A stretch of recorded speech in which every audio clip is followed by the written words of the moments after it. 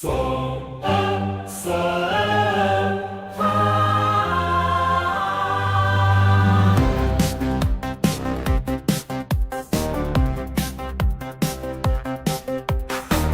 dans le cyberespace, des croisés s'unissent pour former une armée, c'est une invasion TikTok. Bonjour et Saint-Denis à la rescousse, c'est l'invasion TikTok contre les hordes de morts vivants, sorcières, démons et nécromanciens. Partir à la conquête du monde virtuel et réparer les femmes. Un narratif débridé, développé par le dernier philosophe. Une stratégie militaire de 6e génération pour percer le ciel étoilé des bobos urbains subventionnés. Dieu le veut. C'est TikTok contre les hordes morts vivants, sorcières, démons et nécromanciens. Partir à la conquête du monde virtuel et réparer les femmes. L'invasion TikTok dans le cadre de la révolution viriliste. Avec Yann Rochdi. Comme nous sommes sur les réseaux sociaux, donc du coup je fais que des suggestions et je me dis est-ce que c'est réellement. Donc si Israël envoie des patriotes, ça veut dire il y a un lien quelque part. Bon, c'est Oui, pas c'est Israël. Va falloir que je reconnecte le cast en question. Mais là, c'est bon. Je connais le debug très bien, très rapidement. C'est la sioniste. Ouais, je sais. Oh, les Je sais, sionistes, mais j'ai- c'est pas tous les juifs qui sont sionistes. Ouais, je sais. Après, j'ai pas envie d'être dans le débat sans fin. Très rapidement, on va pouvoir remettre Après, ça. on va- Mais Non, oui, mais ça, c'est on peut des voir. intérêts, en fait. Ils ont un intérêt à le défendre, en fait. C'est juste la Bien politique. sûr. C'est la politique. Ah, bien sûr.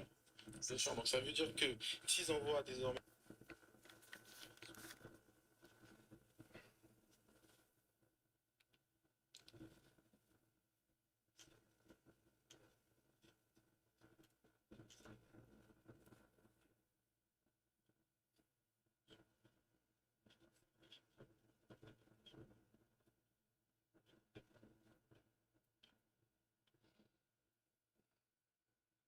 Avec la Russie. Non, moi je pense ils se cacheront toujours derrière les États-Unis. Et Israël ne peut pas faire la guerre tout seul, même sur son propre territoire. Elle fait la guerre avec sous couvert des Américains. Même quand elle va, enfin tout le matériel, à part les fusils, et tout le matériel vient des États-Unis. Oui, vous avez Israël ne raison. peut pas, Israël ne peut pas tirer tout Moi, seul. une question pour savoir, est-ce que les États-Unis offrent ces armes-là à Israël ou Israël achète? Ah, la bonne question. Parce que s'il doit offrir des patriotes, c'est que vraiment, il y a anguille sous roche, au fait. Je ne sais pas parce qu'ils ont demandé à l'Ukraine, ils ont dit à l'Ukraine la dernière fois qu'il faut payer. Donc pour l'instant, ils donnent, mais après, il faudra payer. En fait, le guide, il a raison. Qui? Les États-Unis ou bien l'Israël? Israël devra payer les armes. Hein. Ils font Ah, pas qui ça fait cadeau, ça? les États-Unis. C'est quand même c'est bien. Non? En fait, Enfin, je sais pas je si sais vous pas si je pensez. peux m'interposer. En fait, le guide, il a Bien bien sûr. raison. Vous voyez, en fait, tout à l'heure, quand on faisait l'allocution ensemble, le guide et puis moi, on parlait sur les armes de haute portée, c'est-à-dire que forcément, pour acquérir ces armes-là, il faut une autre technologie et il faut des exercices militaires pour procéder à cette technologie. Et là, on n'est pas dans un exercice militaire, on est directement dans une guerre directe.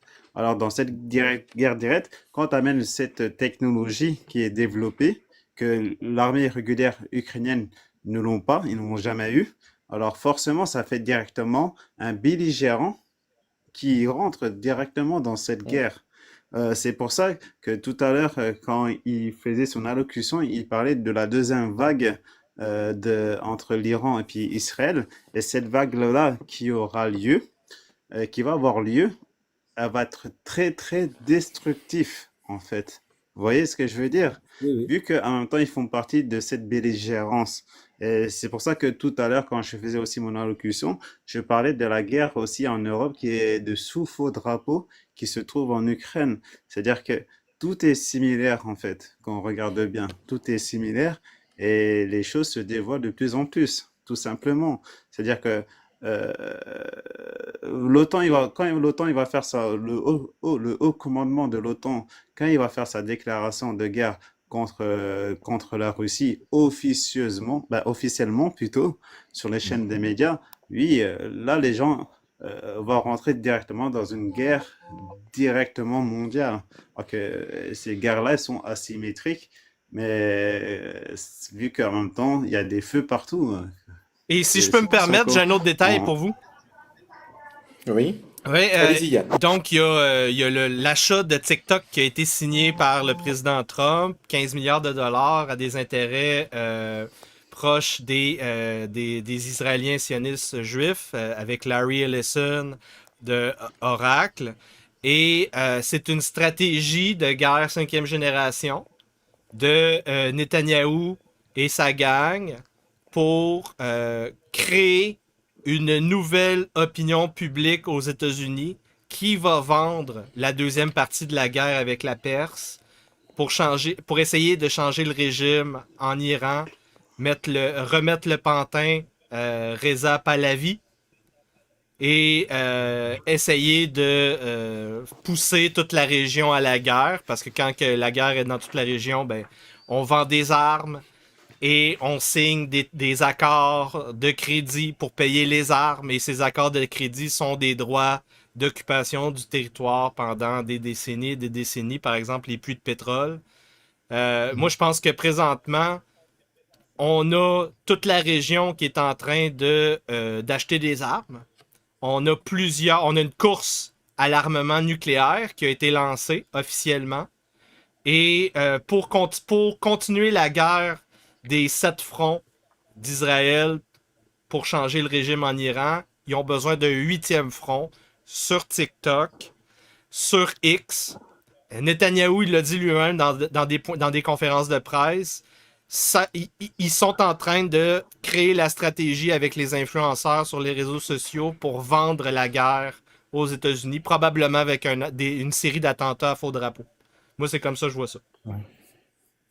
Mais est-ce que tu penses avec leur idée, par exemple, là, comme Benjamin L'information. Netanyahu a parlé, à l'ONU, a parlé à l'ONU de la technique des otages, c'est à cause des otages, ils vont utiliser tous ces moyens-là, toutes ces idéologies pour dire que, pour pouvoir impacter encore plus et sans avoir de problème, quoi. Parce que là, ils nous ressortent, c'est tout le temps à cause des otages, Oui. ils sont tout le temps en danger, c'est tout ces arguments-là. C'est les otages et c'est à cause des Européens et des Canadiens qu'on peut pas libérer les otages. C'est la nouvelle cassette, c'est ça. Parce que Ah, ça, je connaissais pas. ils Les Canadiens, je reconnaissent, connaissais pas. ils reconnaissent l'État palestinien, donc ils mettent la négociation des otages en péril. Donc c'est à cause des Européens maintenant que le génocide à Gaza continue. C'est vraiment tordu. Qu'est-ce qui se passe sur les réseaux sociaux? Je sais pas si je peux Oui, vas-y. intervenir. En fait, de ce que je veux dire, l'Occident collectif ne peut pas reconnaître l'État palestinien. Parce que déjà, l'État palestinien. Parce que déjà, Israël, c'est une base militaire qui a été créée au niveau géostratégique. Hein. Là, je ne parle pas d'eschatologique, je parle juste au niveau géographie et géostratégie. Elle a été basée juste géostratégie pour contrer l'avancement, l'influence de l'Iran au niveau de ce périmètre-là. Alors, ce qu'ils ont fait pour le contrer l'Iran, c'est là qu'ils ont établi le pétrodollar avec les pays du Golfe. Et vu qu'ils sont montés en puissance entre Israël et les pays du Golfe, et c'est la France qui a vendu aussi l'arme nucléaire à Israël. C'est pour ça qu'il ne faut pas croire ce que vous dites, les diplomates, c'est qu'ils ne peuvent pas reconnaître l'État palestinien. Parce que, en fait, Israël, quand on regarde sur la carte, c'est une grande, c'est-à-dire que s'ils perdent cette zone d'influence au niveau de la partie Afrique, hein, parce que quand on regarde bien sur la plaque tectonique, c'est pas le Moyen-Orient, c'est l'Afrique. Vous voyez ce que je veux dire? C'est-à-dire Mhm. qu'ils ont plus l'accès à l'Afrique, ils ont plus l'accès au Moyen-Orient. C'est pour ça que j'ai dit c'est une zone géostratégique. Et ce que je veux dire, tout va être basé sur cela en fait. D'accord. Il a raison. Il Je a sais pas si totalement. vous voyez ce que je veux dire, tout va être basé sur cela. Oui, en effet, c'est un porte-avions. Euh, Israël, c'est un porte-avions continental qui permet donc de garder une empreinte dans les routes de la soie. Les routes de la soie, maintenant, c'est rendu une route du pétrole et des pipelines. Et pour maintenir le pétrodollar, il faut que Israël continue. Les intérêts d'Israël sont interreliés aux intérêts de l'Empire américain. Si Israël tombe, tout l'Occident va voir le prix de son pétrole augmenter énormément et il y a beaucoup de riches qui vont perdre leur fortune. D'accord. ben, Information, c'est pour une ça que... information, Oui, oui, si on oui, veut, bien si on sûr. veut revenir un peu sur côté, au côté de l'Ukraine, j'ai vu avant-hier qu'il y a un média italien qui expliquait que sur le rang de l'armée ukrainienne, il y avait plus de mercenaires que d'Ukrainiens. Donc Oui, cela veut dire qu'en exactement. réalité, voilà, cela veut dire qu'en réalité, on passe à une autre étape. Voilà, une autre étape. Exactement. Et l'autre étape, ça veut dire que même les Israéliens sont dedans. Donc, qui parle des Israéliens parle des sionistes qui sont aux États-Unis, qui gèrent la finance. Or, la finance est basée sur quoi? C'est basé sur que du vent. C'est intéressant. C'est pas la première discussion de géopolitique que j'ai avec des Africains et sont plus parlables les Africains que les Arabo-musulmans et les Israéliens. Les deux. Je sais pas si vous êtes rendu compte que ça, là, ça fait que je pense qu'on est rendu à quasiment une quinzaine d'épisodes de l'invasion TikTok et du retour de l'invasion TikTok. Et en l'occurrence, chaque fois que je discute avec des Africains de géopolitique, géostratégie, moralité, famille, ils sont plus parlants.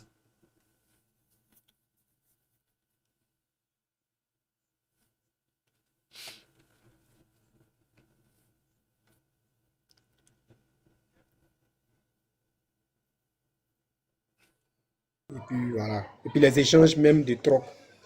Le troc revient. Voilà. Mm. Ben, comment dire, en fait, au niveau de l'AES, Oui. ils ont déjà des canaux de réseau avec la Chine, avec la Russie, même avec l'Iran, parce qu'ils ont un autre système de paiement qui est similaire au SWIFT. Et on va dire ce qui mène aussi la fin des États-Unis, c'est la fin c'est la dédollarisation qui a eu lieu. Cette dédollarisation, ça a commencé au Venezuela avec Hugo Chavez, qu'il avait fait une allocution pour la vente aux enchères de son pétrole, vu qu'ils ont une grande réserve de pétrole dans la monnaie bolivarienne, en fait, du Venezuela. Après, c'est là que ça a suivi au niveau de la Russie, puis avec de l'Iran, au niveau de cette dédollarisation. Et c'est là que la Chine a intervenu parce qu'en même temps, comment dire, elle prenait plus d'avantages au niveau des BRICS, vu que quand on regarde bien les échanges commerciaux des BRICS, ça fait en total, on va dire, au premier semestre, ils ont eu des échanges qui sont plus de 650 000 milliards, 650 000 milliards de dollars. Ouais. C'est-à-dire qu'en fin d'année, ils seront à 1200 milliards de dollars hors dollars. Vous voyez ce que je veux dire? Dans leur Mhm. propre monnaie économique. Excusez-moi, c'était pas 600, c'était dans les 850. C'est ça que je veux dire. C'est-à-dire que oui, ça prend aussi un impact parce que ce qui fait la force des États-Unis, c'est le dollar. C'est-à-dire que pour maintenir cette force, ils ont établi 850 bases militaires dans le monde. pour faire les guerres aussi, pour en même temps prendre les matières premières gratuitement, etc. Mais il faut les entretenir, ces bases militaires. C'est-à-dire que si votre monnaie elle est impactée, ben forcément aussi votre carcasse, ben en fait, il se décompose. C'est-à-dire que vous affaiblissez aussi au niveau militaire. C'est ça que je veux dire. Oui, mais tu as raison de Ma- dire ça, hein. Il y a le, Tu as il y a raison. le dollar, puis il y a le soft power. ben, Le soft power ne prend plus, en fait. C'est ça, Exactement. ben, ma- ça séduit plus, ça séduit plus. Tout le monde regarde ben, vers maintenant, l'Orient ou vers l'Asie. Donc, ça fait que Mais l'Asie ben, avec la Corée du Sud, ils ont promis à la Corée si du vous, Sud de la protéger si, avec si l'Arabie vous, Saoudite. Tous ces si vous, monarchies-là, si vous ils sont suivez, protégés si vous par suivez eux. beaucoup les Américains, ceux qui font des reportages sur YouTube, par exemple, moi, c'est beaucoup sur YouTube, la 90% de ce que moi, ils voient là, ils tous vont en Chine. Ils ne veulent pas venir aux États-Unis. La plupart de que quand ils viennent aux États-Unis, mais ils sont choqués de voir le métro new-yorkais où il y a des SDF partout, il y a des vomis partout. Oh, la Chine est en train de se développer. Oui, oui, où de l'arrêter. Ils sont en train de devenir un tiers monde. En fait. Mais c'est Non, la mais c'est Chine qui pourquoi? tient les choqués. États-Unis, Bien non? sûr. C'est pas la Chine qui tient les États-Unis. Elle a encore des, je sais pas, les liens des économiques. bons de trésor. Ils ont des Voilà, bons de c'est ça. trésor, ils vendent ces bons de trésor en fait. Hmm. Ils ont vendu plus de Non, mais 600 c'est milliards fini. de bons de trésor et ils les transforment en or aussi, hein. C'est-à-dire qu'en fait, tous les bons de trésor américains, ils les vendent. Au début, ils avaient 6 000 milliards de bons de trésor. Ils ont vendu plus de la moitié. Et là, ils sont en train de en vendre. Et c'est-à-dire que maintenant, la Chine, elle est passée la première puissance au niveau des réserves d'or hein, dans le monde. C'est pour ça que je parlais de cette troisième guerre mondiale. C'est-à-dire que les deux pays qui ont des réserves d'or, hein, c'est la Chine et la Russie. C'est-à-dire que ils s'y préparent aussi au niveau économique parce que au niveau de cette guerre mondiale, Hmm. ça fait déjà 3 ans qu'on est déjà dessus. Forcément, ça va aussi atteindre le niveau de l'économie. C'est pour ça que je disais, en guerre européenne, ça va aussi bien appauvrir l'Europe. C'est-à-dire que, oui, forcément, dès que les choses que les États-Unis, je ne sais pas si Trump il sera encore là, ils vont signer un accord de paix avec la Russie, ben, c'est-à-dire que l'Europe elle aura totalement perdu, il y aura plus d'Europe en fait. Il y aura plus d'Europe parce que les investisseurs ils auront fui aussi. Hmm. L'économie elle sera par terre, il y aura plus de monnaie, il y aura plus d'industrie, il y aura plus d'énergie. Et vous serez déjà avec zéro crédit ou même moins. Comment vous allez faire? Telle est la question. Mais bonne Un pays question peut pas parce que vivre. déjà on a perdu un A. La France a perdu une note. Enfin, dans l'Europe, hein. Après les autres, je sais pas. Mais on est mal placé là. Oui, Un pays ne peut pas vivre que de services, en fait. Et eux, oh, regardez bien l'Europe, ce n'est que des services. Depuis que les élites ont mené ce qu'ils appellent, L'industrie, les non? États. Non, non, il y a un thème industriel là, la délocalisation. Oui. Depuis j'ai étudié ça à l'école, la délocalisation, et non, l'Europe est foutie. Délocaliser plutôt. Ils ont délocalisé. Non, oui, oui, oui, oui, l'Europe est Ouais, foutue parce que c'est fini. Mais C'est regarde, c'est- Alstom a été, Alstom, c'est déjà ça appartient aux États-Unis. C'est comme si, bon, pour les Québécois, c'est comme si oui. Bombardier était vendu à pièces. En fait, je sais même plus Et, parce que et, je dis et en fait, Bombardier.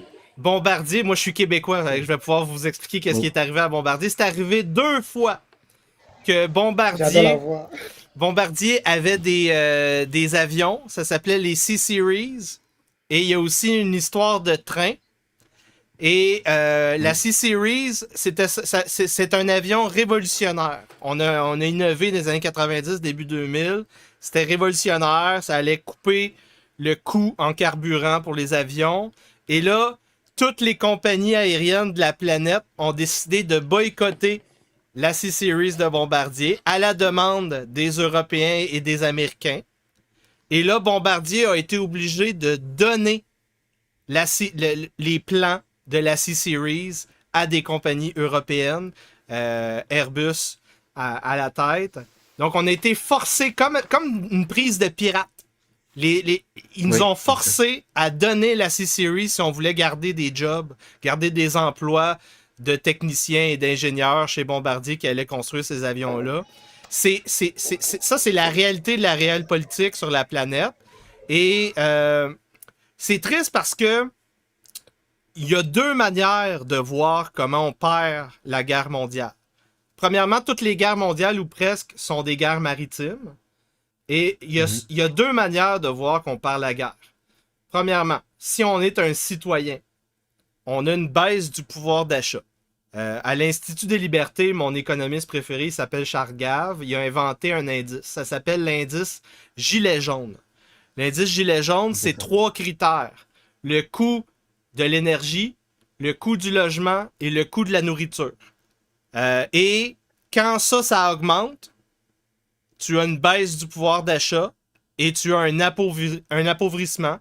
Et là, présentement, l'Europe, l'Amérique du Nord, on vit ça depuis 30 ans, cet appauvrissement-là. Depuis la Deuxième Guerre du Golfe, c'est un appauvrissement croissant qui devient qui accélère. Et c'est la seule manière de voir qu'on perd cette guerre-là au niveau du citoyen. Sinon, au niveau des grandes corporations, c'est les prises de pirates comme Bombardier, les prises de pirates des grosses industries françaises qui sont vendues à Mais General Electric. Oui. J'ai pas compris pourquoi le Canada et la France ne se sont pas entendus, même dernièrement. J'ai eu l'impression que l'ancien Premier ministre Trudeau faisait des appels vers Emmanuel Macron. J'ai pas compris pourquoi ils se sont pas entendus, même quand le Canada était menacé par les États-Unis. Ça, j'ai pas compris. C'est un peu ce que je reproche au gouvernement français. J'ai pas compris pourquoi Bombardier et Alstom, ils auraient pu s'unir. Ouais. Ça aurait été... Bon, peut-être que je suis dans un espèce de rêve, hein, mais... C'est que l'union des peuples occidentaux, c'est une fausse union. On est très nationaliste, et même au Canada, on est très nationaliste entre provinces. Donc, par exemple, la province du Québec et le reste des provinces canadiennes, il y a des tarifs douaniers interprovinciaux.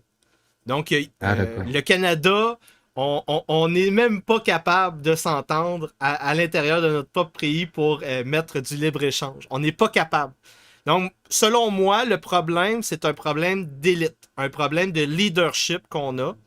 Et c'est pour ça que moi, je me suis lancé en politique. Je suis chef du Parti libertarien du Québec. Et même si j'ai pas beaucoup de membres, mon plan, c'est d'aller chercher un nouveau membre à chaque fois que j'ai une discussion. Parce que il y en a pas d'alternative. Un jour. Un jour, comme En fait, sera Premier ministre. Jean, ce que tu dis, comme Yann, Jean Chrétien, non, mais on se souhaite. Non, mais après, je dis ça. Non, mais c'est En fait, bien, c'est Yann, une bonne idée. En fait, Yann Rochdy, ce qu'il dit là, il a raison parce que j'ai aussi des chiffres. C'est-à-dire que les Américains, ils perdent 120 000 emplois par mois et qu'il y a aussi leur organisation d'emploi là, à l'heure actuelle aux États-Unis, niveau temporaire, ils n'ont plus d'emploi temporaire parce qu'ils sont en restriction. Et puis au niveau comment dire, et puis au niveau de... Est-ce que vous m'entendez? Oui. Et puis Oui, au on niveau du CDI, des travails déterminés, c'est-à-dire qu'il y a beaucoup de pertes d'emplois et il y a aussi des organisations qui sont en train de s'écrouler. C'est ça ce qu'il est en train de dire. Oui, c'est totalement juste. Et puis l'immobilier aussi prend un coup aussi aux États-Unis parce qu'il y a aussi des immigrés qui sont chassés parce que ce qui fait la force d'un pays, c'est l'immigration parce que dit forte immigration, ben, c'est-à-dire que le pays prospère. C'est-à-dire qu'il y a aussi l'impact et aussi les États-Unis sont aussi impactés au niveau du tourisme. Il y a beaucoup de pertes d'argent. Oui. Et pourtant aussi en Europe, hein, là, de ce que je te dis, c'est selon mes sources, tu vois, c'est ça que j'ai en train de te dire. Vu que toi, tu es au Canada, tu es juste à côté, oui, forcément, je pense que dans ce que je dis, c'est à peu près ça, quoi. Et puis, ils ont aussi baissé leur taux d'intérêt. Ils ont baissé aussi de 0,25%. C'est-à-dire que chaque trimestre, ils les baissent de 0,5%. Oui, on a une crise question. immobilière. On a une crise immobilière au Canada et en plus de ça, malheureusement, les systèmes d'immigration ont été détournés. Et là, moi, je parle en tant que fils d'immigré. Mon père travaillait fort, il a immigré au Canada dans les années 80. Et donc, je suis pas contre l'immigration. J'arrive après. Mais on a détourné ce système-là, puis on a trop facilité l'accès à la main-d'œuvre étrangère, ce qui fait que les emplois bien payés et les emplois à faible revenu pour les gens qui rentrent sur le marché de l'emploi, les deux sont remplacés. Normalement, quand on a un programme d'immigration, je voudrais pas qu'un gérant de dépanneur soit remplacé par un immigrant. Le but, c'est d'aller chercher de la main-d'œuvre spécialisée. On va chercher les cerveaux, les gens qui sont les plus compétitifs, les gens qui investissent, les entrepreneurs, les spécialistes, les académiques. Malheureusement, on est en train d'utiliser le système pour construire des plantations en Amérique du Nord et en Europe. C'est ça qu'on est en train de faire. Et je me suis rendu compte que c'est les centrales syndicales partout en Occident qui pilotent ces entrées de main-d'œuvre à bas coût pour des jobs à basse compétence. C'est très, très, très dramatique ce qu'on est en train de vivre. Exactement. Moi, il y a lu que pas aussi qu'au Canada, le problème du Canada, c'est que aussi Hello. les villes sont tellement petites que le pays est grand, mais il ne s'est pas exploité parce qu'il y a des endroits où on ne peut pas vivre. Il y a tout ce côté aussi qui est là aussi qui joue beaucoup sur le Canada. Mais c'est vrai que c'est toujours avec en Occident, certains partis jouent sur l'immigration. Il y a ceux qui jouent avec immigration alibi, immigration bouc émissaire. Alibi, c'est-à-dire c'est les immigrants qui font que les emplois baissent, enfin tout, vous voyez la fausse rhétorique. Et bouc émissaire,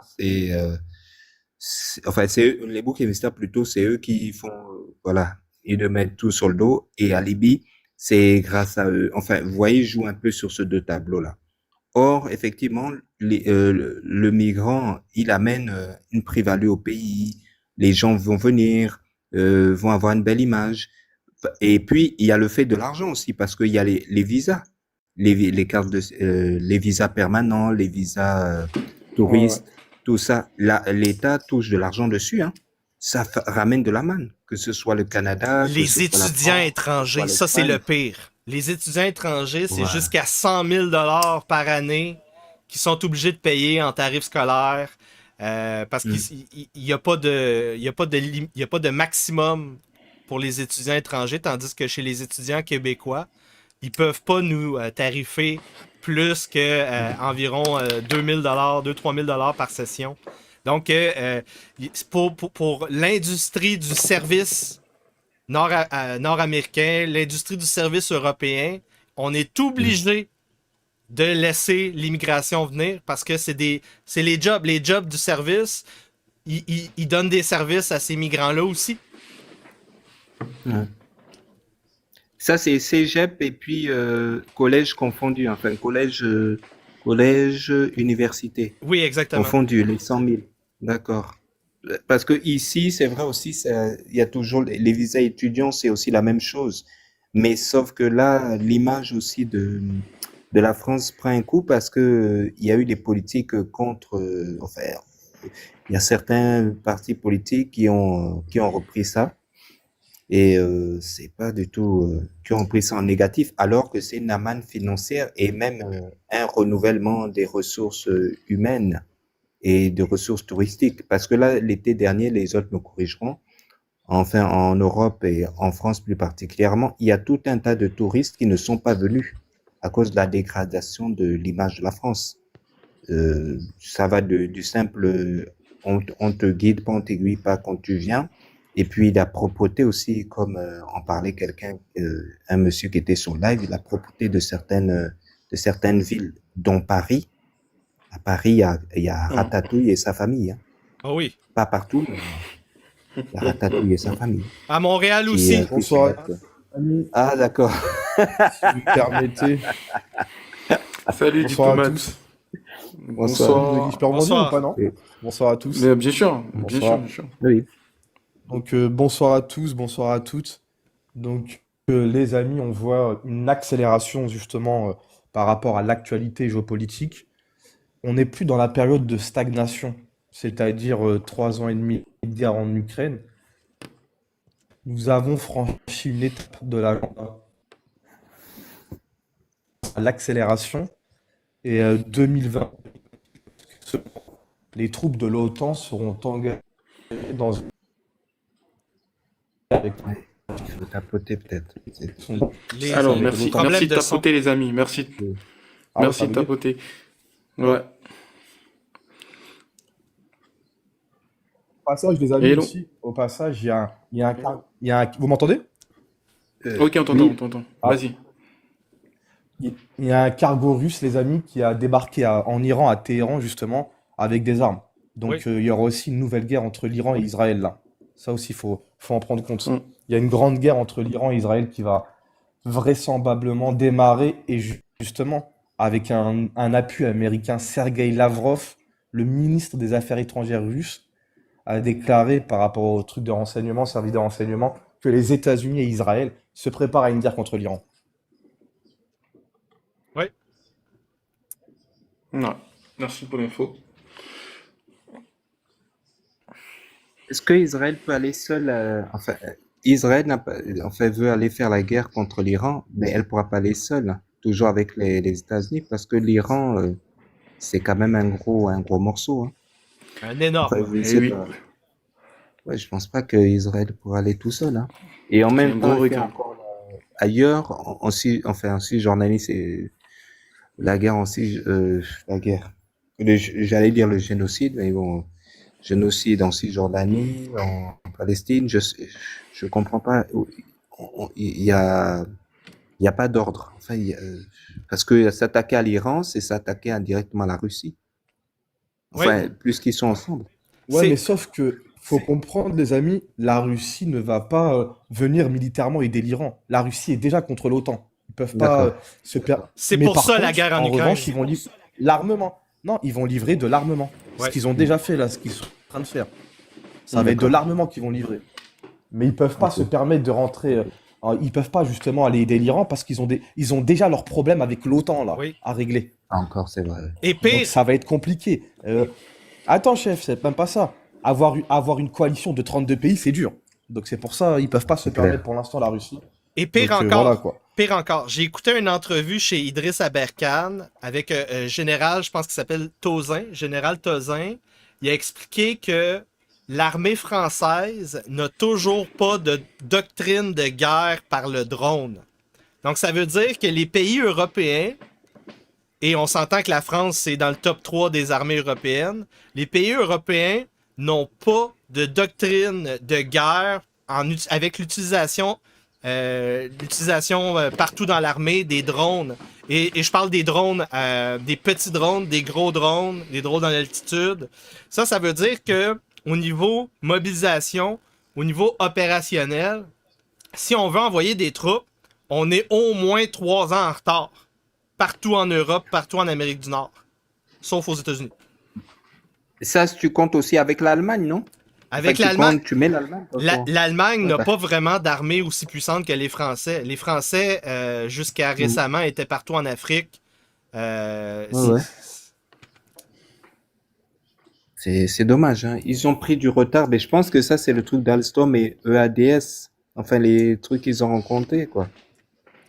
Oui, Et l'ingérence on a américaine. perdu l'industrialisation. Mais Dommage. Alstom, tout ça là, qu'elles ont vendu là? Qui a acheté Alstom? C'est les Américains. C'est General Electric. Les Américains, Mm. c'est une entreprise, non? Je te posais une question. Oui, oui. Euh, General Electric. C'est une Le guide. entreprise? Oui. Qu'est-ce que tu en penses de la base militaire qui va avoir lieu à l'Afghanistan, vu qu'en même temps, c'est à proximité des territoires comment De la dire, Chine. chinoises, vu qu'ils construisent les missiles nucléaires. Est-ce qu'il y aura aussi un front qui va être mis en Afghanistan, vu qu'en même temps, ils ont fait aussi bon, ils sont bons dans le deal, hein. Ils ont dit, si vous voulez cette base, il faut 1000 milliards de dollars. 1 milliard, 1 milliard de dollars par an, les talibans. Ils ont dit ça. Oui, c'est la Ah, ils base ont dit de, ça. Ouais, ils ont la dit base ça, de ouais. Bagram. 1 milliard. Ils ont dit ça. Ouais, 1 milliard. Après, les Américains, ils ont négocié 300 millions par mois. Après, ils ont dit non, c'est pas possible. Ils vont pas livrer. Le plan, Et encore, les Chinois, ils ont le contrôle sur cette base. Hein. le plan, ouais, je donc crois, Cette base de Bagram. je crois que le plan, c'est de polariser les Australiens, les Japonais, les Sud-Coréens et les Taïwanais pour les pousser à faire la même chose que l'Ukraine a fait. Mais je ne crois pas que les Asiatiques vont faire la même chose que les Ukrainiens contre les Russes. Je crois pas que les Asiatiques sont aussi caves que le leadership européen et le leadership ukrainien. Il y a déjà la Corée du Sud qui ont déjà débloqué 884 milliards de dollars pour les États-Unis. Il y a aussi le Japon, parce qu'en même temps, Trump, il a même demandé aussi aux Européens 600 milliards d'économies pour leur investissement aux États-Unis. Quand il parle investissement, c'est au niveau de l'armement, l'industrie d'armement militaire qui est à profond aux États-Unis. C'est ça, c'est-à-dire qu'en fait, c'est de l'argent prêté par le Japon, la Corée du Sud et puis aussi par la France. C'est pour ça qu'en même temps, il y a des réductions budgétaires en France, que ce soit en France, en Allemagne ou même en Angleterre, on va dire dans l'Occident collectif. Parce que 600 milliards, c'est pas rien, c'est tout un pays, c'est pas que la France. C'est ça en fait, c'est-à-dire que les 1000 milliards, en fait, les États-Unis ne sortent pas vraiment de leur poche. Oui, Ça sort de la poche des Européens, ça. je vais vous donner un secret. Il y a un livre dont j'ai fait un résumé sur ma chaîne YouTube récemment. Ça s'appelle L'Océan abandonné. C'est l'histoire de la politique maritime américaine. Et il y a un secret de polichinelle au niveau de l'Empire américain. Depuis l'époque de Ronald Reagan, 1980-88, les Américains ont essayé 3 fois de réformer leur industrie pour construire des bateaux. Pas n'importe quel bateau. En général, quand tu construis les bateaux, ça vient aussi avec les bateaux militaires, avec des guns. Et là, il y a un problème. Les docks, les endroits où on construit les bateaux aux États-Unis ne sont pas compétitifs depuis plus d'1 siècle à cause des syndicats. Et ce qui fait que même si les Américains envoient des centaines de milliards de dollars et des trillions de dollars, on n'est pas capable en 2025 de construire des bateaux à la chaîne comme les Chinois. Ce qui fait que même au Canada présentement, on essaye d'acheter des ferries, des transports de personnes et des transports de chars pour des autos, et on achète des bateaux chinois. Donc, même si les Américains ils mettent une fortune pour développer l'industrie puis construire des armes, ils sont pas capables de construire la technologie qu'on a besoin en 2025 pour la guerre mondiale qui a commencé en 2022.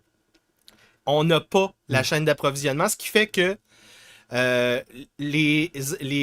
Pentagone a rendu public il y a moins d'1 mois la nouvelle doctrine de guerre officielle américaine et ils se sont officiellement pour la première fois désengagés du front dans le Pacifique, dans la mer de Chine du Sud, ce qui fait que ce n'est qu'une question de temps avant que officiellement Trump dise non, nous ne défendrons pas Taïwan. Et quand ils vont dire ça, les pays asiatiques sont en problème. Ils ont des problèmes là, qui vont arriver. Yann, si vous me permettez déjà, en fait, ma photo de profil illustre parfaitement justement la main dans la main Zelensky et Trump. Et en fait, c'est ce que j'explique depuis 1 an dans les lives. En fait, les gens qui ont cru en Trump n'ont rien compris à la géopolitique, les amis. Exact. Faut comprendre Non, mais attends, parce que ça fait un an, je le dis dans les lives. Attends, on me disait Donald Trump en 24 heures, les gens votaient pour lui, les gens ont cru en lui, comme si c'était le Messie. Tout d'abord, les amis, faut qu'on remette les pendules à l'heure. Les États-Unis ont inventé le cinéma, déjà pour commencer. Ça veut dire faut pas croire les Américains déjà quand ils vous parlent. Faut pas croire les Américains déjà. Si tu crois les Américains, c'est que t'as rien compris. Les Américains t'ont dit, non mais attends, les amis, les Américains t'ont dit, on a marché sur la Lune, frère. Donc à un moment donné, faut pas écouter les Américains. Notre cher ami Donald Trump. Bah, je vais vous expliquer ce qu'il va faire, Donald Trump. Notre cher ami Donald Trump. Donc, Donald Trump va faire comme en 1939, c'est-à-dire l'accord pré-bail de Franklin Delano Roosevelt. Il va inonder le marché européen de munitions américaines et d'armements américains, de gaz et de pétrole américain de force. Donc, les Européens vont aller en guerre pour les intérêts mondialistes lobby américains contre la Russie. Les Américains vont ruiner au passage l'Europe. Et en fait, ils sont en train d'affaiblir les deux camps. Pendant ce temps-là, les Américains, ça sera le Moyen-Orient avec l'Iran et possibilité dans l'Asie-Pacifique. Mais les amis, qu'on soit clair, Donald Trump a clairement déclaré la guerre à Poutine. Il a encore reconfirmé, il faut abattre les avions russes. Un général américain a déclaré, il faut abattre les avions russes. Et encore pire que ça, Donald Trump. Il a dit, je vous donne les armes, il faudra attaquer les villes en Russie, notamment Moscou. Non, les amis, c'est du sérieux là, je sais pas si vous vous rendez compte. Non, mais c'est qu'il nous envoie en guerre. Enfin, lui, il Faut nous soit clair, envoie hein, c'est en guerre pour sa propre guerre et pour son pays, quoi. Bien sûr. Il y a un expert, les amis, qui a déclaré à l'époque, il y avait un expert qui a déclaré être ami des États-Unis, c'est dangereux. Être allié des États-Unis, Oui. c'est fatal. On le voit bien. Mais c'est pour ça les gens qui ont cru en Trump, ils n'ont rien compris à la géopolitique. Les présidents américains, ils font un mandat de 4 ans, ils repartent cordialement. Il faudra que c'est Ils ont pas Général compris de les Gaulle, lobbies. Général de Gaulle. Non mais attends, il y en a beaucoup sur TikTok qui racontaient ça dans les lives. Faut arrêter. il y Non, en a mais beaucoup parce qui qu'ils ont disaient vu comment Donald il s'est Trump. présenté. Il s'est présenté Moi- comme moi- celui qui était moi, j'ai anti-système. Comme un Moi, j'ai une Messie. question.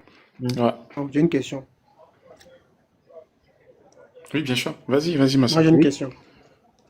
Voilà. Oh, revenons un peu sur le côté Alstom, tout ça là. Et j'ai posé la question, qui a acheté Alstom? Vous avez dit General Motors, non? General Motors, Oui, c'est un privé Général ou bien Electric. c'est une Général société Electric. Electric, privée ou en bien fait. c'est public? Electric.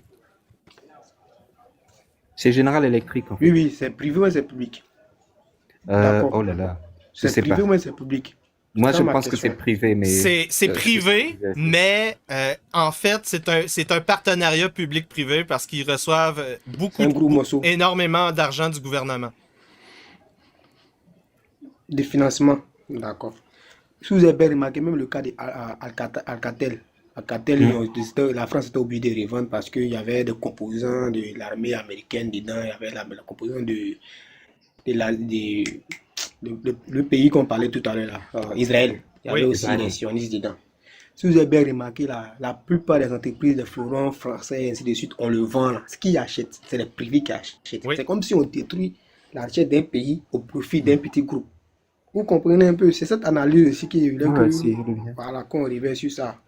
Oui, ça fait Oui, partie oui. de la stratégie israélienne. La stratégie israélienne, c'est pas seulement le lobby de l'EPAC au niveau des politiciens américains, c'est aussi envoyer des sous-traitants dans les entreprises d'application, de programmation, de services. Par exemple, le service 911. Le service 911, partout en Europe et en Amérique du Nord, est maintenu en ligne, développé et par des entreprises locales, mais aussi des chaînes de services israéliennes. Et c'est des anciens employés de l'unité 8200, qui est l'unité de guerre cyber de l'armée israélienne. La source sur Aïe. ces informations, c'est Whitney Webb, spécialiste du dossier de Jeffrey Epstein. Et donc, c'est la chaîne d'approvisionnement de logiciels, la chaîne d'approvisionnement des smartphones, Apple, Samsung, tout ça est imbriqué avec les chaînes d'approvisionnement israéliennes, ce qui fait que l'histoire des Paget du Hezbollah qui ont explosé dans leurs mains et dans leurs poches, ils ont été capables de faire ça à cause de la présence au niveau logistique des Israéliens. Ça veut dire qu'ils ont des bureaux partout sur la planète pour acheter des composantes industrielles qu'ils vont assembler eux-mêmes avec leurs employés qui sont souvent des opérateurs, des espions. Ils rajoutent des charges explosives, du matériel pour suivre, et après ça, ils revendent, ils envoient le produit fini au Hezbollah. Et ça, ça fait partie de la stratégie de guerre 5e génération des Israéliens sionistes juifs. C'est pas juste les Pâques. C'est ça que les gens comprennent pas quand ils parlent des Israéliens. Ils comprennent pas à quel point ils sont intégrés dans toute notre chaîne d'approvisionnement. Pas juste à Hollywood, pas juste dans les médias. L'IPAC, c'est la face visible. C'est comme même en Europe, tu as un gouvernement européen c'est pas le CRIF, mais c'est un gouvernement européen qui est sioniste, qui fait ses réunions avant le gouvernement européen. Oui, je vois ça Et comme ça, une c'est force coloniale. Voilà, exactement. Tout à fait. Mais c'est le même but, en fait, ils ont une idée coloniale, en fait. Ils ont une idée coloniale. Quand tu vois comment ils ont colonisé la Cisjordanie, la Jordanie, et même quand on parle par exemple d'Afrique, avec les diamants, il y a un dossier sur l'affaire d'Anne Jetler qui est sorti. C'est-à-dire qu'ils prennent ces diamants-là, pour revenir encore dessus, et ils font leur richesse avec, et ils payent à droite, à gauche. Il y a des chefs d'État qui sont protégés par protégés ou surveillés par les agents du Mossad, hein. Donc, c'est un fil très, Il y a le copain de Macron aussi. Les copains de Macron. Ouais, mais il en a plusieurs. Il en a plusieurs. Parce qu'il y a des départements qui n'existent même pas. Je ne veux pas avoir de problème avec Brigitte, excusez-moi. Il y a des départements qui ne servent à rien. Vous savez ça, non? Il y a des départements qui ne servent à rien. Mais c'est les copains, pour que les copains soient là, pour faire toujours mener une révolution sociale, pour que toujours tous puissent gérer toujours. C'est l'État profond français. C'est plus visible même que l'État profond américain. L'État franc-maçon. L'État profond français est très visible. Oui, exactement. Mais là, récemment en France, il y avait eu l'histoire des bateaux arrêtés à Marseille qui avaient des munitions. Je ne sais pas si vous en avez entendu parler de ça. Oui, qui avaient des munitions. Le syndicat islamo-gauchiste a bloqué au port de Marseille. Ouais. Je me souviens. Ils avaient des bateaux pleins de munitions et ça devait partir, mais ça a été bloqué, quoi. J'aimerais que les syndicats canadiens, québécois fassent la même chose, parce que oui, c'est bien beau reconnaître diplomatiquement l'État de la Palestine, mais c'est pas assez. On l'a dit plus tôt, il n'y a pas de pouvoir effectif à cette légitimation officielle. Si tu veux véritablement que ça fasse un changement, il faut faire pression sur Israël pour qu'ils commencent à négocier. Et comment tu fais pression? Ben, t'arrêtes de supporter Israël. Mais est-ce qu'ils peuvent pas le faire techniquement? C'est pas possible, ça. Même en France, ils le font, mais ils peuvent pas le faire. Exact. Ils peuvent pas le faire. Il y a un député belge qui me plaît bien depuis des années, qui faisait des dénonciations. Bon, c'est son nom qui m'échappe un peu. Mais si TikTok, on le voit, un député belge. Vraiment, le gars. Voilà, il y avait une émission même sur, je crois bien, sur France 24. Il a vu le gars, il a parlé. À chaque fois qu'il veut parler, on l'interrompt. À chaque fois qu'il veut parler, on l'interrompt. C'est même chose comme l'ambassadeur du Russie en France, là. Tout dernièrement, il parlait même, on l'a interrompu. Il se prononce pour dire que la France n'est pas l'ennemi. Le journaliste encore revient sur les mêmes choses. C'est comme si le journaliste prend des rumeurs. Non, vraiment, c'est du cinéma. Ce que vous avez dit, c'est vrai. C'est les États-Unis qui ont créé, mais les Européens étant le meilleur toutou, ils arrivent à vraiment ajouter des pattes, monsieur. Ça, c'est aussi ça. Le meilleur toutou, c'est vrai. Hein. C'est vrai, ils les amènent partout. Oui, c'est vrai. Ils les amènent partout. Ils disent donc quoi, le tonton quoi, américain. Ah, tonton, c'est le pays que vous-même vous avez colonisé. Vous dites tonton américain. Tu vois, c'est les élites. C'est quand il dit que c'est une sorte d'élite là, c'est les élites. Le problème de l'Occident, c'est les élites. Si on veut bien calculer les élites là, si on calcule bien, ils ne valent même pas 2 millions de personnes. Je vous dis, je vous jure, si on veut bien calculer, ils ne valent pas 2 millions de personnes. Peut-être qu'on va ajouter des journalistes qui reçoivent des indemnités. Comment toi, ministre, en même temps, Cette année, tu es ministre, le mois qui suit, tu es directeur qui parle dans une entreprise, après tu es dans tel cabinet, après encore tu reviens être président. Au fait, c'est vraiment... Essayez d'analyser plus ce côté-là. Vous allez voir que c'est du cinéma. C'est des choses que Oui, j'ai appris il y a longtemps. il passe du privé au public, hein. Regarde Castex, par exemple, en France, il y a Castex. Castex, il est maintenant à la SNCF. Voilà. Aux États-Unis aussi, c'est la même chose, hein. Tu as tel qui va bosser à la Silicon Valley. Le jour d'après, il se retrouve ministre de l'informatique chez Trump. Enfin, tu as des trucs comme ça, hein. On appelle ça les portes Alors, tournantes. pour poser candidature, c'est quoi? Pour poser candidature, c'est des millions. C'est des millions. C'est Oui, pour poser oui. candidature, c'est des millions. Tu n'as pas ta poche. Tu as fait tu as eu combien de salaires pour être président ou pour être truc. Forcément, c'est un groupe. C'est le groupe là qui va miser sur toi. Et c'est mis sur toi que toi, tu es devenu ministre là. Ce qu'eux veulent là, ce que tu vas faire. Vous Ah avez oui. parlé tout à l'heure de franc-maçonnerie. Mais la franc-maçonnerie, en réalité, là, tous ceux qui sont dans la franc-maçonnerie, là, c'est les gars qui ont été blagués. Parce que la franc-maçonnerie tire sa source même dans le cabal. Le cabal, oui, c'est cabal juif. C'est là-bas tout. Quand vous prenez le cabal, quand tu prends la... Bon, je ne sais pas en tout cas. Mais si vous faites vos recherches, vous allez voir que quand vous prenez le cabal, la cabale juif, et puis vous prenez la franc-maçonnerie, vous allez voir que c'est du copier-coller. Et la cabale même là, c'était là avant. Il a demandé à ChatGPT, il m'a expliqué. C'est du copier-coller. C'est vrai qu'ils vont dire non, il y a d'autres sources par-ci, par-là. Mais en réalité, c'est ça. C'est les mêmes juifs qui ont créé ça. Oui. Vous voyez un peu. Et en fait, cette guerre mondiale est une guerre spirituelle sur plusieurs fronts. C'est une guerre pour créer le grand Israël et c'est une guerre pour asservir les peuples chrétiens, les peuples musulmans, les peuples occidentaux. C'est ça, cette guerre. Donc, c'est parce que là, c'est dans l'eschatologie où, comme on nous appelait avant les complotistes.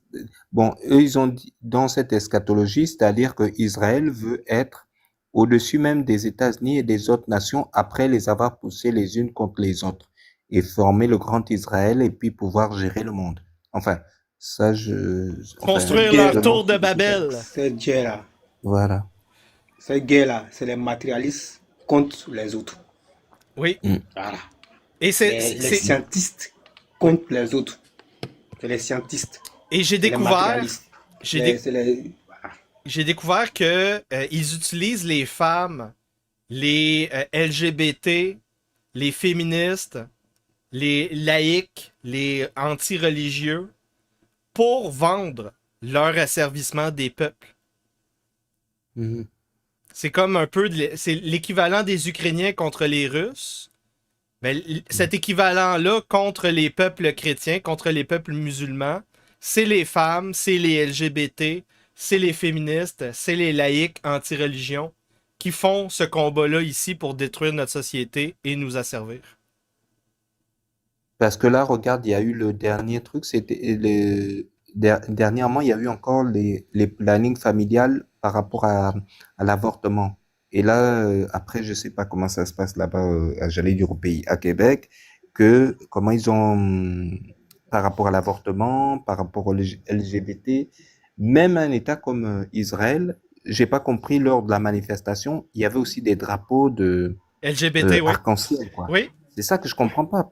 Alors que Israël est supposé être la patrie, excusez-moi vulgairement, de Dieu, des chrétiens, des juifs, mais qui sont normalement la Bible et la Bible, le Coran, la Torah est opposée à ça.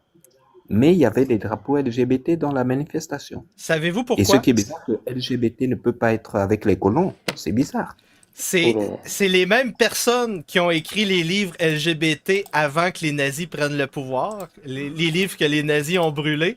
C'est les mêmes personnes qui ont construit Israël. Je sais pas si vous comprenez qu'est-ce que je veux dire. Oui, je comprends, mais c'est un peu, c'est un paradoxe Sioniste. parce que être sioniste et être homosexuel, je sais pas si ça peut se tenir. C'est là où. C'est qu'en fait, Merci. les Israéliens, Merci, diplomate. les Israéliens ont fait un front commun pour créer Israël. Quand Merci, ils ont merci, créé diplomate. Israël, t'avais des gens du Likoud, des gens qui c'était des sionistes révisionnistes qui veulent recréer l'eschatologie, faire revenir le nouveau Messie, brûler la génisse russe, détruire le temple de Al-Aqsa, prendre contrôle de Jérusalem. Et tu as aussi les travaillistes. Donc ça, c'est Goldmert. Et donc ça, c'est les gauchistes. Les gauchistes ont accepté de se joindre à l'extrême droite israélienne pour construire leur nation. Et là, présentement, la seule opposition qui reste à Netanyahou, c'est le restant de gauchistes de Golda Meir. Donc, il y en a plus beaucoup. Il y en a plus beaucoup. L'avenir, elle est dedans. Bon, ou les pas? amis. Oui. Alors, les amis, merci beaucoup. Là, on va parler d'un. Merci, ça fait du bien. Merci pour cette On discussion. parlera des derniers. On parlera des derniers sujets et ça fait, je crois, 2 heures que je suis en live. Ah, On d'accord. parlera des derniers sujets, celle de Nicolas Sarkozy qui a été, voilà. Alright. En tout cas, on a fait un gros podcast, quasiment 4 heures. J'ai pas eu de super chat. J'aurais tiré si vous aviez envoyé des super chats. J'espère que vous avez apprécié. Je pense que la meilleure discussion, c'était la dernière. Une discussion de quasiment 1 heure avec des Africains. Des Africains qui valent la peine. Ça existe. Et plus que j'avance sur TikTok, plus que je me rends compte que les académiques africains, ils ont une meilleure tête sur les épaules que les élites, mais mon opposition québécoise, l'opposition sioniste, l'opposition israélienne, l'opposition en France, même les arabo-musulmans, là, très déçus. Très déçus. Très intra-ethniques. Très axés sur leur position victimaire post-coloniale, que comme ça je vais le décrire ça. Vous savez, cette vision que vu qu'on a été colonisé par les Français, les Anglais, les Américains, les Israéliens, puis qui sont en guerre, c'est plusieurs millions de morts arabo-musulmans depuis 40 ans et plus, ben à cause de ça, faut qu'on soit à 100% aligné sur eux. Et là, on cherche des problèmes. Au lieu de chercher comment faire un front commun, on cherche à faire des divisions. Diviser pour mieux régner. Et donc, on occulte des choses. Et là, vous avez vu, moi, quand je parle de géopolitique, je suis cash. Je suis real politique. Je me mets dans la peau du leader. Je me dis, je serais Mohamed VI au Maroc. Ben, c'est clair que je peux pas juste reconnaître la Palestine, ramener mon ambassadeur d'Israël à la maison, faire pression, envoyer des bateaux armés défendre Greta Thunberg. Je peux pas faire ça. Il va se passer des attentats dans mon pays prochainement, autour du Sahara occidental. Et là, vous avez vu quand j'ai parlé du Sahara occidental. Oh, c'est pas pareil, c'est pas pareil. Non, les Algériens ne supportent pas le Sahara occidental, ils soutiennent. Puis là, moi, je dis soutien, supporter, c'est la même chose. Patate, potato, potato en anglais qu'on dit quand c'est la même chose. Et là, en tout cas, c'est ça. Je suis déçu. Je suis déçu des arabo-musulmans, surtout des arabo-musulmanes, et surpris par les penseurs africains. Donc aujourd'hui, c'est le mot d'ordre, c'est la conclusion. La conclusion, c'est nous allons, très important, nous allons faire un front commun d'islamo-gauchistes, d'Africains et d'Européens chrétiens afin de faire pression sur Israël. La réelle opposition, présentement, c'est une opposition à la guerre pour Israël. Une opposition à la guerre pour Israël.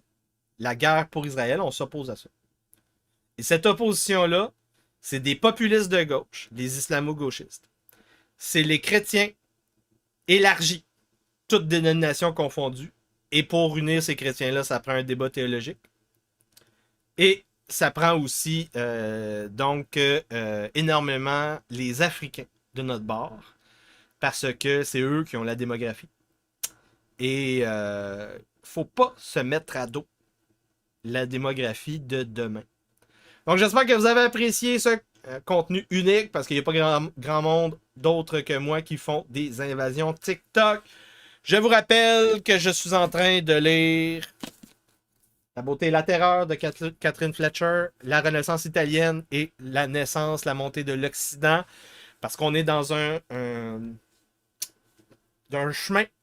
On a passé un point d'inflexion. Il y a accélération au niveau des conflits, au niveau des tensions partout sur la planète. Il y a des soldats nord-coréens qui sont arrivés par milliers en Ukraine pour faire la guerre. Il y a des soldats africains qui sont arrivés aussi en Ukraine pour faire la guerre. Il y a des soldats d'Amérique du Sud qui sont arrivés en Ukraine pour faire la guerre. Donc c'est véritablement une guerre mondiale qui s'ouvre. Et nous avons lundi ou mardi l'empereur Trump qui sera avec son secrétaire de la guerre Pete Hegseth, chef de la croisade, la 6e croisade néoconservatrice depuis Ronald Reagan. Et il y a une énorme allocution qui se présente. 900 généraux amiraux en Virginie. Ils vont jaser de quoi, vous pensez? Donc, moi, je crois qu'au minimum, ce sera le premier rallye fasciste officiel de Donald Trump. Malheureusement, ça va déplaire aux nomotiens parce que ce ne sera pas du fascisme chrétien, évangéliste, occidental, ça va être du fascisme sioniste. C'est du fascisme sioniste et est-ce qu'on va être capable de terminer la 3e guerre punique, la 3e guerre du Golfe pour terminer l'Empire perse? C'est ça le plan depuis la première guerre du Golfe de George H.W. Bush.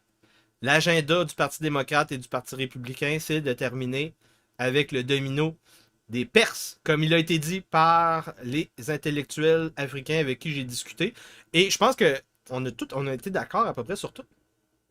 Donc, on va continuer les invasions TikTok. On se voit demain pour une matinale du glaive ensanglanté. On se voit pour la recension. On se voit dans les studios de Luxmedia. J'ai préparé une sale émission de la Guérilla X pour André Pitt. André Pitt va avoir mal aux oreilles. Je vous promets au moins un exorcisme mercredi prochain dans les studios de Luxmedia. Attention à vous, une bonne soirée. Au nom du narratif du rochdisme débridé, l'acteur Yann Rochdy et le personnage du baron inquisiteur rentrent en rébellion ouverte contre la couronne britannique. C'est terminé! Nous arrêtons de nous soumettre. Tous les pouvoirs souverains sont rejetés au nom de Jésus-Christ. Et vous allez arrêter de nous raqueter. C'est terminé. Nous sommes en tequilla. Nous optimisons notre fiscalité. Nous créons des sociétés fraternelles. Nous travaillons dans une mission œcuménique qu'on appelle la Nouvelle Inquisition. Nous construisons la baronnie rochdyienne. Et c'est comme ça que nous allons réparer le Québec. Bonne soirée.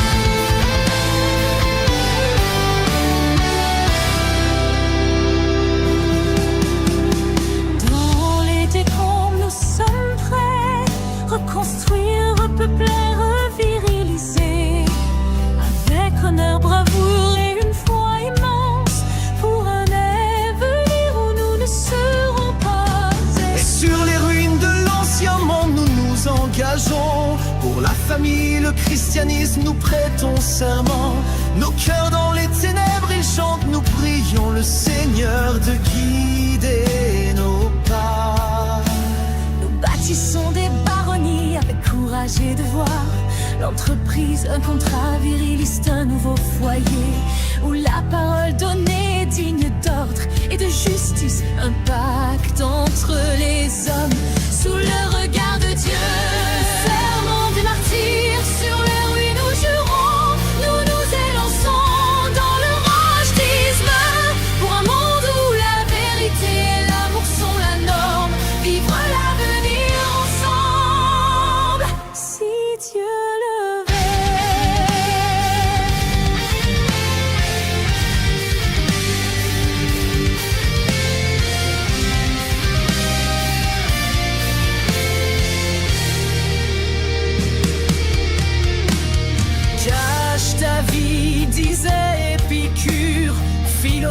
du déclin de l'Empire romain. La communauté, notre jardin, notre repli, notre forteresse, la localité, notre terre, nos racines, nos gènes, notre valeur.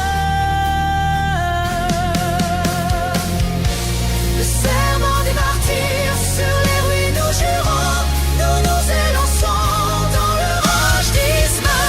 Pour un monde où la vérité et l'amour sont la norme, vivre l'avenir ensemble. Le serment des martyrs, dans nos cœurs il demeure un cri de guerre pour vaincre les lendemains vivants. Sorcières, succubes, démons et nécromanciens, bâtir une baronnie, reviriliser le Québec.